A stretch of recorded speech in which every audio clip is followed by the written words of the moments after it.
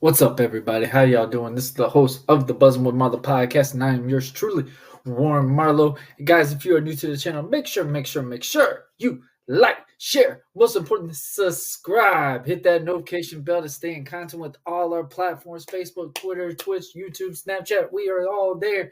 Obviously, guys, if you did not get the notification, I just got the email. Sadly, Google Podcast will no longer be a stream or no longer be a thing. So now it will automatically stream up to YouTube Music. So obviously we were on Google Podcast.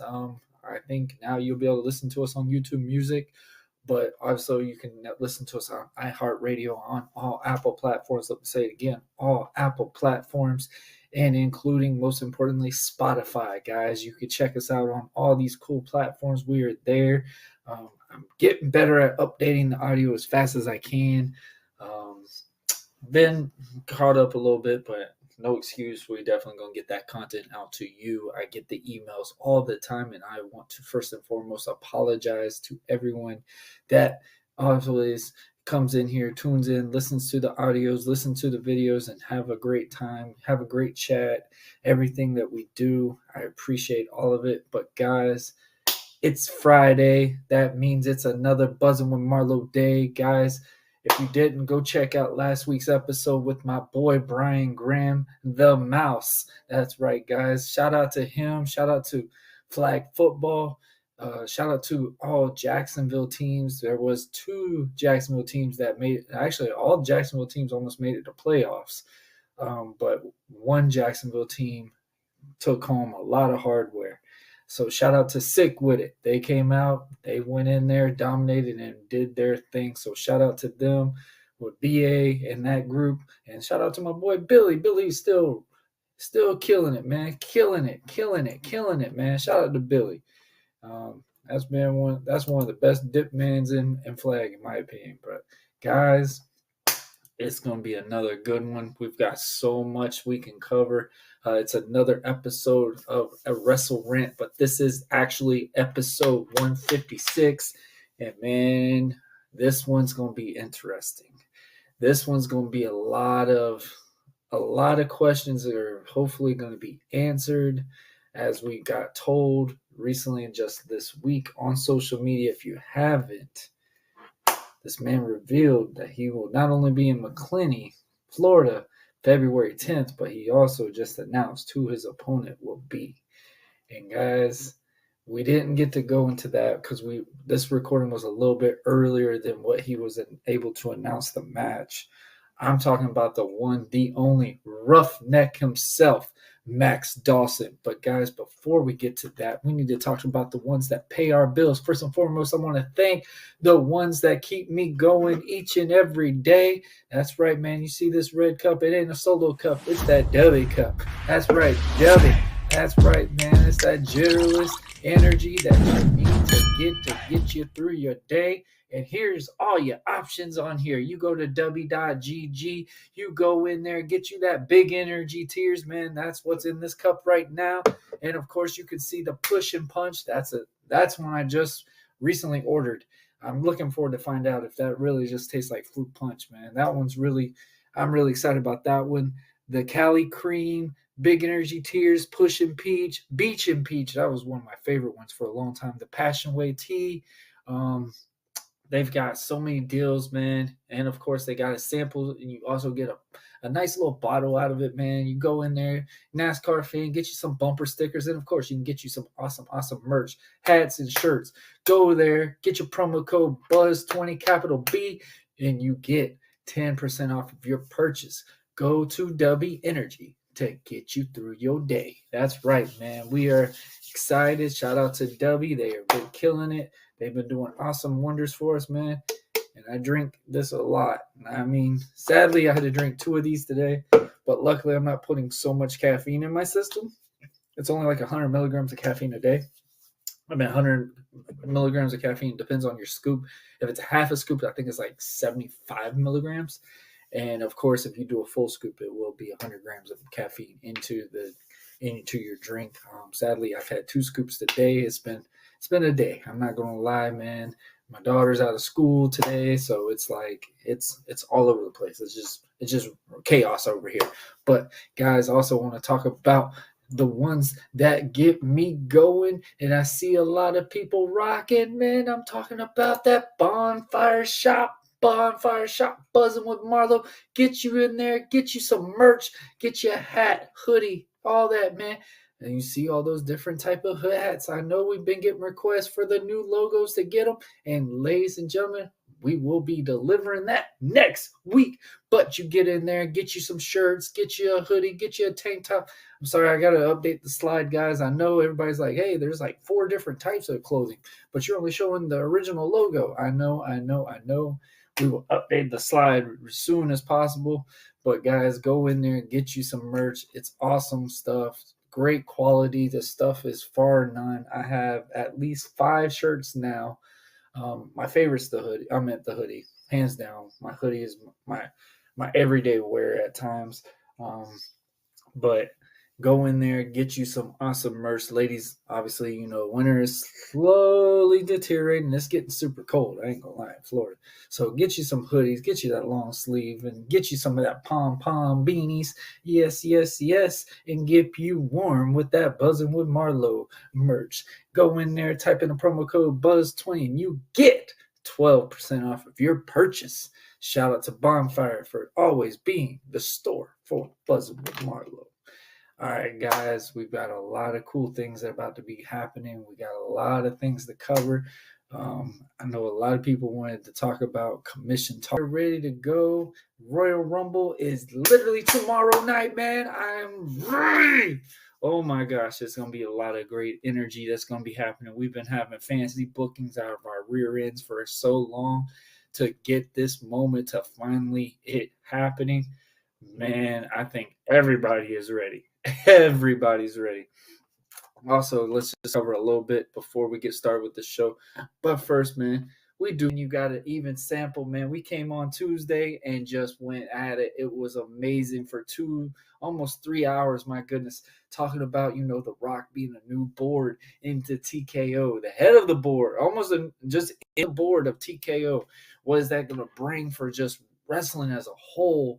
And of course, we're talking about what's going to happen with everything that's going on in WWE. But all that's going to hopefully be answered tomorrow night. Royal Rumble, Tampa Bay, Florida is going to be the hot seat for everything going in wrestling. Oh my goodness, the Royal Rumble is finally here. That means the road to WrestleMania is almost here. And of course, guys, we got the playoffs coming up. Shout out to the Ravens. Shout out to all the teams that are still in it right now. Shout out to them boys, them Detroit Lions, man. Give them a round of applause. Them boys have been coming in and changing something else, man. I'm so happy to see these guys keep it going. And honestly, I'm pulling for Detroit. It's either Detroit or Baltimore to me, man. Like, I want them underdog teams that don't really get that moments in there. So I'm excited for them see that. Or, of course, San Francisco, but who knows how that's going to go. But, man, those are my 3 picks. I love Travis Kelce. How many times are we going to see the Chiefs in the Super Bowl, bro? I'm going to be real. How many times are we going to see the Chiefs in the Super Bowl? But I'm excited with the NFL playoffs. Killing it right now. A lot of upsets were going on. I love the playoff feel that it is right now. It's just a whole lot of new teams, so it's really, really cool. Really hoping for Lamar Jackson to pull it out. If not, Detroit. I would love to see Jared Goff pull it out because I think it would just be kind of funny in a way because when they traded Jared Goff for Matt Stafford, they traded Matt Stafford for Jared Goff. I thought it was pretty funny because they thought it was a joke and basically saying, hey, Jared, you had your fun run. Here you go to this team. Good luck with it. And for them to do what they are doing now, man, shout out to Detroit Lions. That's just like that Cinderella story type scenario. But like I said, Royal Rumble's tomorrow. Oh, my goodness. Wrestling is hot as can be right now. And, of course, speaking of wrestling, guys, We in another episode of Wrestle Rant, and I've got the Roughneck Max Dawson. That's right, guys. It's going to be a lot of fun. We got a lot to cover. There's been a lot of rumblings with this man on social media, and of course, he's going to be in McClenny, Florida, February 10th. That's right, guys. There's a lot of things about to go on. But first, before we get to that, I do want to make a good announcement. We will be having a live premiere episode building up for Breaking Down the Walls. That's right, DCCW Breaking Down the Walls is February 10th. We will be live next Friday night. That's right, guys. We'll be live next Friday night Breaking Down the Walls. I will have the shiny one, Jules Bradley. Hopefully we can have Max Dawson again. Probably going to have that Penguin, sack of crap on DWI. Maybe have JJ Dillinger. Maybe have Prince Handsome. We got some words that really go with that one. There's a lot of cool things that could be possibly happening coverage-wise. If you didn't see it, man, go to the DCCW Glorified YouTube page. Check out your boy. He did double work that weekend. That's right. We did a triple threat, and, of course, I did a singles match as well. So your boy put in some work that on that episode, on those 2 episodes. So check those out if you want to see Mr. Red, White, and Blue kick some butt, rocking and rolling, and showing these guys this old man can still ride and roll, man. But guys, I'm wasting no more time. Here's my recording with Max Dawson, and the countdown goes 30-1, and we will be joined with the Roughneck himself after this commercial break. So guys, enjoy. It's time to have some fun, and more importantly, we've been through hard times, but have we been through those roughneck times?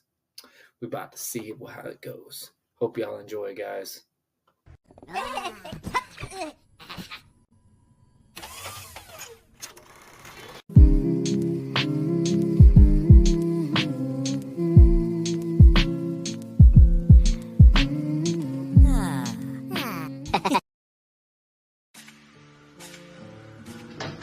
Spend time with your family? Sure I do. Good.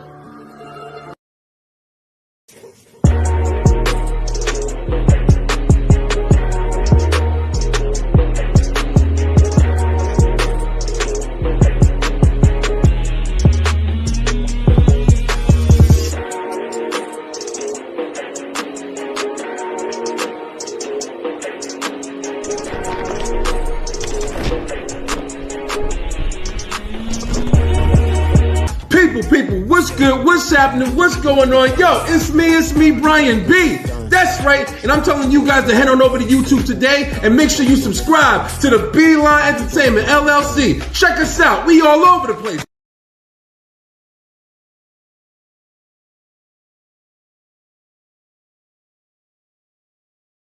Come to your house. Who is you sacrificing first?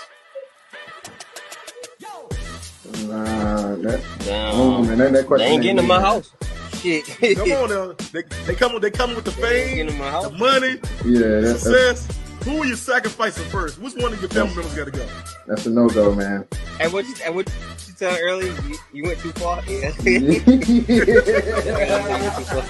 We'll cross the line, man.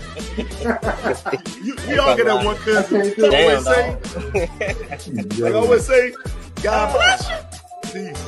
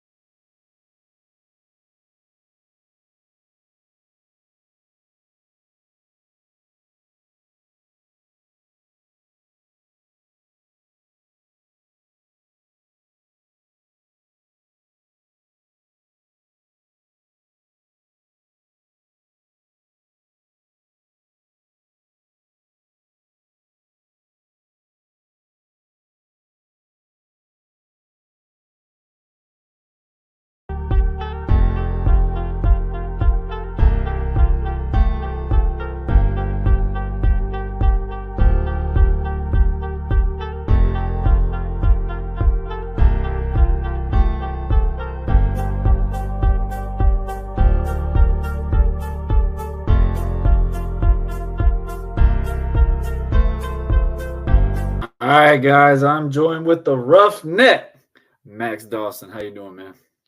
What's up, man? What's happening? How you doing? I'm doing well, man. I'm doing well. It has been a week already, let me tell you, buddy. But, man, how things going for you, man? Fantastic. Not a little rough. They ain't going rough now, are they? Make the rough times. I make rough times for everybody else. Everything's always good for me. We don't know about hard times. It's about that rough times. I love it. Huh? It's a new generation, new era. This is all about the rough. Man. Hard times was our parents. We're all about the rough times. We gotta suffer the consequences now for all the other hard times. Now it is exactly what you said, rough times. But yeah, man, Max, if you don't, nobody knows a little bit about yourself, man, tell them a little bit. Well, let's see. I've been wrestling for solid 5 years. I actually started back in 2008. I went to Dory Funk's school over in Ocala, trained with him, but actually, and then kind of left the business for a little bit, like 12 years. Went down to Daytona, trained at Go Wrestle with Kyle Blizzard. Okay. And that's really where I got my, good foot in the door. And ever since then, been off and running. And we just got off the road, just came back from Kentucky, wrestled out there, up in Indiana. But yeah, made it all around the Southeast, doing this thing. Got back to Florida a few months ago and been making my way around all my former stomping grounds, letting them know what's up and let them know I'm back. I'm here, and it ain't the same like I was before. I wasn't nobody to mess with in the past either, so. I mean, you got a whole different look compared to what you brought presented-wise, from the last time. Like, you're more... You've changed, man. You've got a body transformation. You've slimmed down a lot. You rocking the dun-to-duns. I give you props on that. A lot of people look at him like, man, I want to try that, but it's like, yeah, that won't work. I mean, you've had the confidence to do it, and I mean, it looks good on you. Like, you literally have put in some work. Like I said, you changed your body and stuff. So what was different from, you said, from the first time that you done the stuff and the attire that you had? What changed for you to actually go, all right, this one needs to be a lot different? As far as look, before apparel, everything. Yeah, no, I mean, well, see, I've always heard that I got an old school look. I've heard that since the beginning. And you can't get more old school than the gear I'm wearing right now. Go look at Ole Anderson. Go look at the glove with So everybody says Barry Windham about the glove, but Ted DiBiase. That's where I studied his stuff in Mid-South. Ted DiBiase. That's straight ripoff with the glove. Mm-hmm. So a little bit of Arn Anderson was a major guy that I studied. Ted DiBiase, Arn Anderson. Beard. That's the beard for Arn Anderson, ain't it? Well, for a while, I think I had more of a Arn Anderson body style before I started that. But yeah, no, it's a straight rip off of them. But that's what I'm into. That's what I've always been into. And so I figured I need to go further with the look. Everybody compliments me on the look, and I figured I could push a little bit further, so that's what I did. Yeah. Hey, it's working, man. It's selling buildings, bro. It's selling buildings. You're getting tickets filled up. So what is different, from – first, I got to ask you, man, why did you want to join that ruthless little penguin, chicken head, bobblehead looking – I don't even know what he is. He's like a parasite in the company that I'm at right now. Why would you ever want to join with DWI? Oh, wow. Oh, okay. We're going to bring that up. I figured that was like a... I got to know, man. He's been a thorn in my side. I'm pretty sure you've seen the shows and stuff. That's one reason why I'm back into what I do and stuff. So, like, what was all that about? So you got a light bill?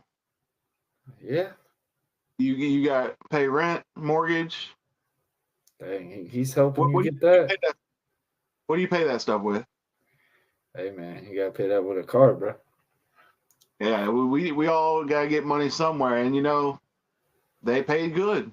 Hey, look, it is slimy and nasty and trashy, and trust me, I know all about El Nino, Nick Brutal, the guy that wheels around. I know all about them. I know how nasty and trashy they are, because believe me, I had to be on the road with them. You think it's bad having to wrestle them, having a fight with them, deal with them, whatever? I actually had to ride with them.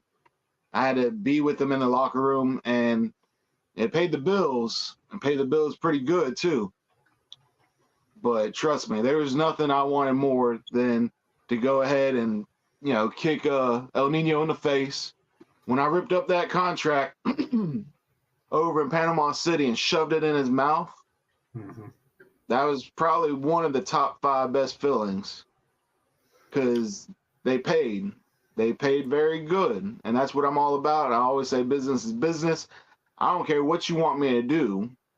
You pay me enough money, I'm all about taking care of business. That's what it's about.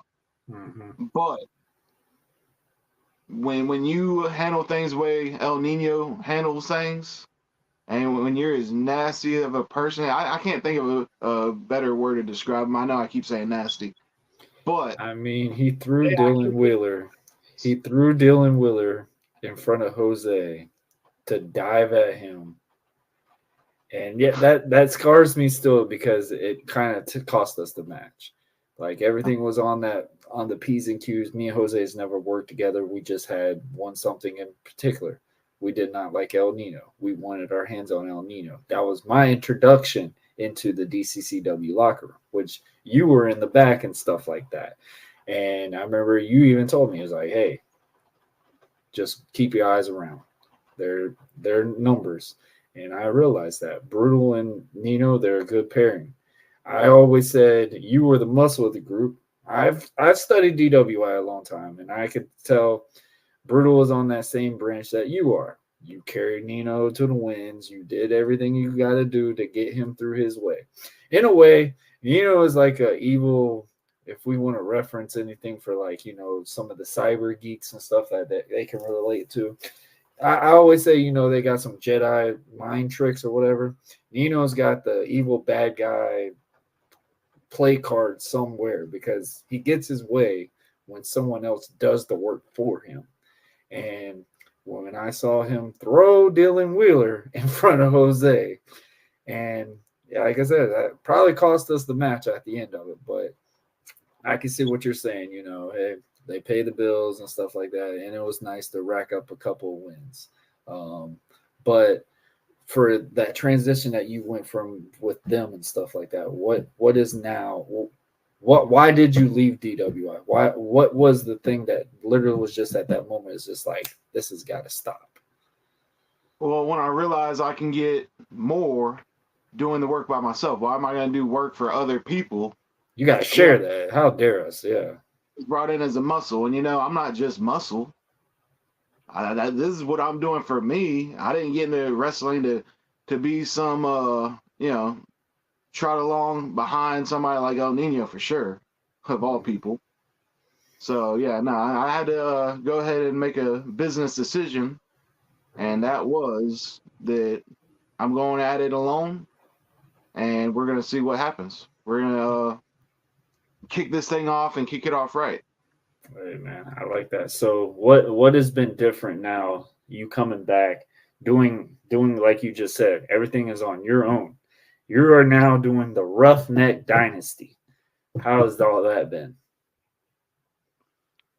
Well, I mean, so far it's been nothing but good stuff. We've been Georgia, Alabama, Texas, Florida.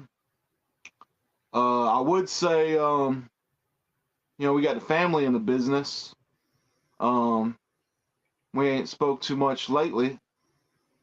But yeah, now we got it's a family affair, is maybe I like to say it, maybe I don't like to say it.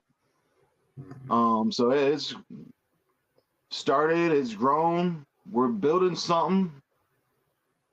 I don't know, you talked to Jules lately? He was on the show not too long ago, wasn't he? Yeah, he was on there last week.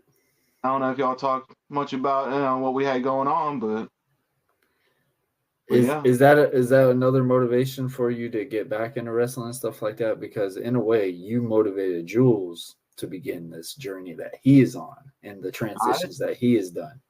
I think everything he's got, you can pretty much say that I had a hand in it. I mean, I think you ask him, he'd say the same thing. I got him in the business. I got him hooked up with DCCW. Got him started training. Like his whole run in Alabama, he can go ahead and thank me for that. Yeah.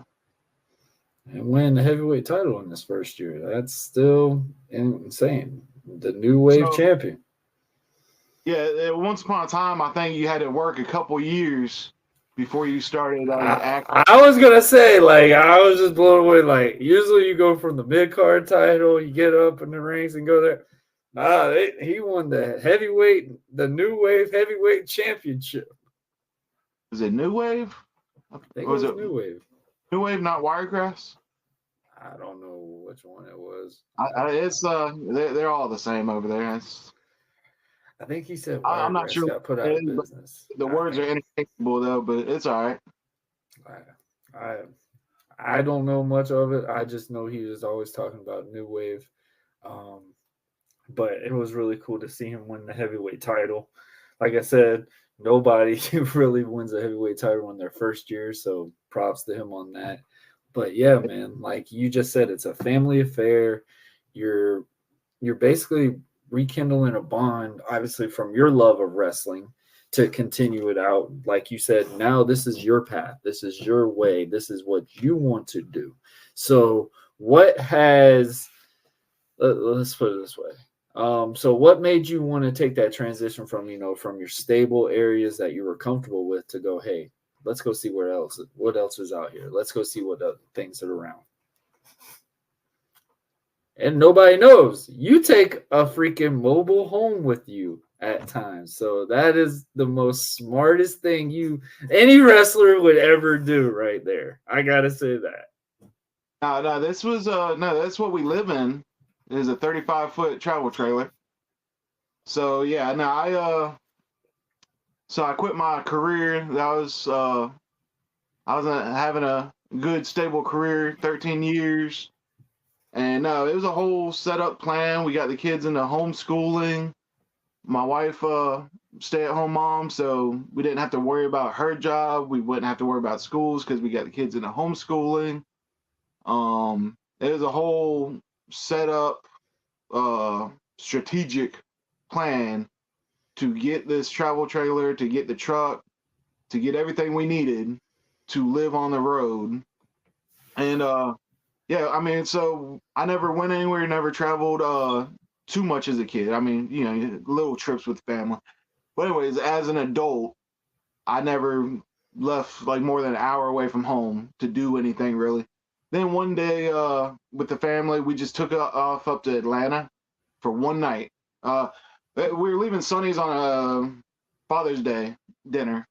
We were leaving Sonny's, and my wife looked at the interstate as we passed it, and she said, "There it is." I didn't ask questions. I did a U-turn. We got on I-75 North, and we just drove. No bags, nothing. And so we kept driving. Then it was about midnight. And I was like, all right, we can either stop in Atlanta or we can go over to, I think, Birmingham, like we talked about, like go to Alabama or something. And we decided to stay in Atlanta one night, stay in the 32nd floor of the Hilton in Atlanta, and came back home. After that, we just took off every chance we got, traveling, driving, staying in hotels, whatever. And after about a year or two of that, traveling, checking things out, seeing different things, then we knew that's the kind of lifestyle we wanted to live. We didn't have to wait for the weekends to do it. Mm-hmm. We can live in all these places. We can stay for months at a time, drive 5 hours this way, stay there, and then we can branch out and do day trips and see even more. And then that just coincides with the wrestling. I mean, I already want to, get exposure, get around, wrestle different areas, different people, networking. So it's really just made sense. Hey, I like that. I love how the fact you said we didn't have bags packed or anything. We just got up and left. And that, I love one thing when we talk about the purpose of this podcast. I always tell people I don't want them to ever go, what if? And you are a perfect example of that. Like you just said, man, like I don't really travel much, but now, hey, now we can go here. We can go here. We can plan these things. I can do my stuff. My wife can do her things. Kids can do their school because it's homeschool. So it's not like they're missing their work or whatever. You might just need to make sure there's good Wi-Fi area, which understandable. Everybody, I'm pretty sure in the U.S. is probably almost on Wi-Fi now. I mean, I'm pretty sure everybody's almost updated on the Wi-Fi genre. But just seeing the whole transitions and like you just said, man, what are some of the most craziest, outlandish areas that you never thought you would ever perform in and stuff like that? As far as show wise, yeah, like when you think about when you first started and you talk about, hey, I want to do this, I want to do this, I want to do this. Like, what was the one place that you never thought you could work at and you actually have now done? Well, I'll tell you, Grindhouse in Indiana. It's right over the line of Louisville, Kentucky. Mm-hmm. They actually filmed the wrestlers. They did a couple scenes there. Pretty much the entire locker room from Grindhouse works OVW and works all over that area. It's a small area too, where it's at. A real small area, if I remember right. Yeah, well, I mean, it's not grown a little bit. Yeah, I mean, it's like I said, it's right over the line from Louisville. The area that the arena's at, it's a weird big city, but there wasn't much going on. I don't know how to explain that. I guess people that live in big cities might know what I'm talking about, where it's a lot of buildings, but you don't see too many people. It is a weird vibe. People are afraid of the sun. Alabama, there's a park that we watched the fireworks at, right? And we wanted to get something to eat. So we put in the GPS, we were going to walk there to McDonald's to grab a bite to eat. And we walked up the street. I don't remember if it was Monroe Street or what street it was, but it's so weird. There was no traffic, nobody in the buildings. Just there's homeless people walking up and down the streets. But this wasn't even actually on the 4th of July. It was a fireworks celebration, but it was on some random other day. And like nobody, all these buildings. Same thing with Washington, D.C. There's places in Washington, D.C. Yeah. This is like the capital of the United States. And there's all these buildings, nobody. You think you'd see at least one or two people walk into an office, see nobody. So those are some of the things I've seen that just kind of makes you wonder like where you're actually at. It's like when you watch those Resident Evil films, you're like, it could have been filmed here. That could have probably been the set. They don't even have to close it off to nobody. They ain't nobody gonna be there anyways. I've noticed that too. Like you said about Washington, like my family on my wife's side is from Seattle, and they're a unique bunch. With us, Jacksonville Jaguars, we're actually now nostalgia. We brag about being a Jaguars fan. There was a lot of years that everybody remember they used to put bags over their heads and call us the Bag Wires and playing at 1 o'clock in the morning because your game was blacked out and you couldn't watch anything on TV. So I go to Seattle and it's just a whole different transition, man. It's that lime green color, this type of green, and just Seahawk mania through the whole area. It was just the little towns in it. It's got Seahawk colors. You got your other area, this area. At the time, they were still the Redskins. Like they had like sections, like they had the Seahawks area. Then you got like this little bitty spot, and that was the Redskins spot. And then of course you had the 49ers on this part for some weird reason. They're all San Francisco fans on the other end of this area. and I was just like, it was just blowing away, like how different like traditions can be for stuff like that. And sports, nostalgia wise, like if you weren't wearing a Seahawks jersey in that area, they looked at you weird. Like that was like a normal necessity to them. So like coming there, seeing people wearing football jerseys, it's kind of weird because you feel out of place because you're like, man, if I was in high school or something like that, this would be really cool because I used to wear jerseys all the time. But it's like jerseys are here and there type thing now. But it's like you go there, it's like you gotta wear one. How dare you not wear one? Stuff like that. So I love the fact that when you talk about it, man, there's a lot of buildings. There ain't nobody here. Like I'm thinking of that kid off of Benchwarmers that is afraid of the sun, sitting there eating the sunscreen. Obviously, you know, with COVID and stuff like that. So I don't know if that was a part in that or anything. God forbid. Lord knows what all that stuff has been, you know, with the COVID genre. Everybody's still how they feel about it now. Obviously, we like, we're outside, cool, whatever.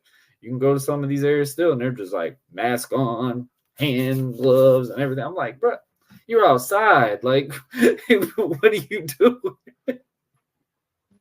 I remember, you know, back when COVID was, when they were just kicking off with it, and saw this lady get in her car.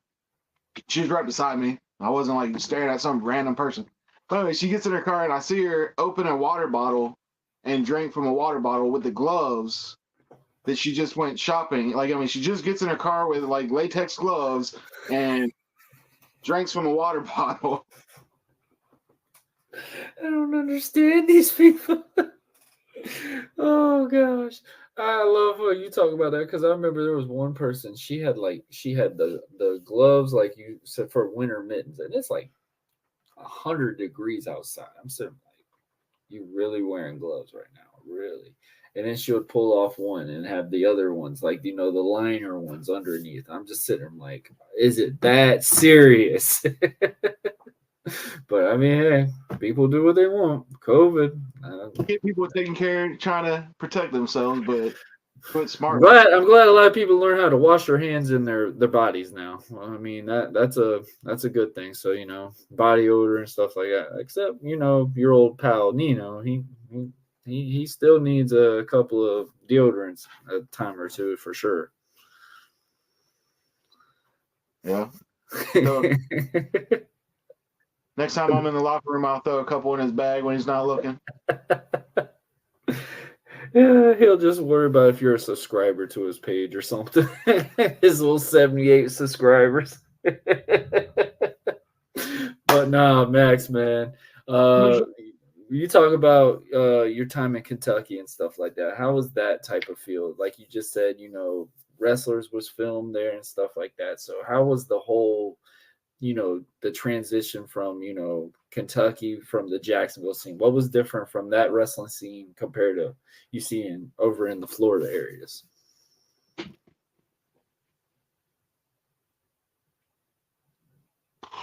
Good question. I mean, the main difference at Grindhouse, the training, they were really focused on, let me just say the training was different. The training was more when and how to execute things at the right times to, I say psychology in the aspect of throwing something that the dude does not know you're about to throw, okay. versus everybody can do an arm drag. So people are more likely to block an arm drag, to know what's coming, so they're gonna counter you with something. Whereas this was training more along the lines of not, so the other dude doesn't know what you're gonna throw. It was a more in-depth mindset on training that you don't get, that I haven't seen around here anyways. Not saying it's not around here. It's just haven't seen it, yeah. So no, that was definitely a plus, a benefit.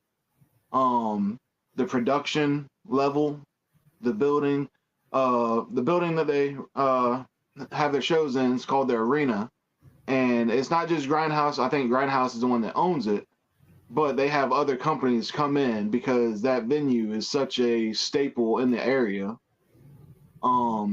And it's like I said, production, lights, sound, the crowd there. It's just everything comes together in a perfect atmosphere. The people, the talent that they have. If you look at posters for shows all across Kentucky, Indiana, you see the same faces because they all travel. They all travel from like east coast of the state, west coast of the state, next state over, whatever. They all get around, and I think that says something to the talent there, that they're not just showing up to the same building. They're not part-time wrestlers. They're not playing wrestler. They're actually out there doing it. Mm-hmm. So when you get somewhere, you know you're going to have a professional roster because everybody's out there doing as much as they can to get out in front of the crowds. And I think that's something that you don't get around here too. You get it, but not too often. A lot of times you show up to buildings and it's these people have been wrestling for the same crowd for 2 years because they don't travel, they don't get out there, they don't perfect their craft on a bigger scale. And like I said, I call it consider it playing wrestler, and I did that for several years. That I played wrestler. Yeah, I showed up, and sure, you know, whether they liked me, whether they hated me, but it was the same people. Mm-hmm. And that's not where you get better. That's not how you get better. That's not how you build anything in this business. So that's one thing about being up there that I saw. Everybody was doing everything they could. Showing presentation. I like that. I like how you said that. And obviously in a way, because one thing and I'm pretty sure you can agree on, and I think anybody's ever learned is people don't always know you. You have to reintroduce yourself in a way, but like you just said, people traveling and stuff like that, you don't really have to introduce yourself in those matches. People kind of already have that feel, kind of already know what your character is, what you bring. Now, there's some people now, they like to change it up. All right, we're a baby face in half of these 15 different areas, and then we're a heel in 3. Like, it's like, you know, these different things, but you know the transitions of that character, you know the movements and stuff like that. So I like how you said that. And I gotta say that promotion, Grindhouse, that sounds like a pretty killer, kick-ass type promotion name. Sound like, you know, you could get like a movie production out of something like that. That sounds pretty cool. Yeah, good over there. Yeah. Hey, which man, actually, I love it. What's that? Yeah, my bad. Never mind. What'd you say? No, I didn't hear what you said. Okay. Go ahead. You're good. All right, man. So, obviously, you know, you transitioned, you've done the body transformation, you decided, hey, we're going to travel, we're going to hit the road, we're going to do these things. Like, so what is next for the Roughneck Max Dawson? Well, I think that's a good answer. Still, well, when we took off on the road, we hit the whole Southeast, all the way up to Kentucky and Indiana, like I said. We wanted to get over to Colorado, haven't made it yet. But I think 2024 is probably going to be it's going to be really high up there, huh? Happen, for sure. It killed me. We're in Houston, which by far has been our favorite place to be. We're in Houston for a couple months, and it killed me to be so close to the Mexico border, so close to Colorado, Arizona, so much closer than we are now. But financially, business-wise, it made sense, but it killed me to be so close and then like have to put that on the back burner. But yeah, definitely Mexico, Colorado, Arizona are definitely on the list. Okay. I like it, man. I like it. All right, guys. This is the Roughneck Max Dawson. Guys, if you haven't, go check his links below. Buy his shirt, buy his merch. Ladies and gentlemen, he just announced he will be at Breaking Down the Walls February 10th with DCCW. As you know, I do as well. I'm with them as well, so it should be an interesting show. We don't know anything about the card. I don't think either of us know who any of us are doing work with anything right now. So we'll tune into that. Guys, we'll also maybe in the near future, we'll get Roughneck out here. As you said, he's going to be in Colorado and stuff like that. Hey, times will fly. Let's get it going. And like what Roughneck Dawson's always said, man, it's better just to be driving and just be staying. So, guys, this is another one. Max, I want to thank you for joining us today, man. You're more than welcome to come on anytime you want. You just let me know. We will set it up. But, guys, this is another episode of Buzzing with Marlowe, and we are out. Later.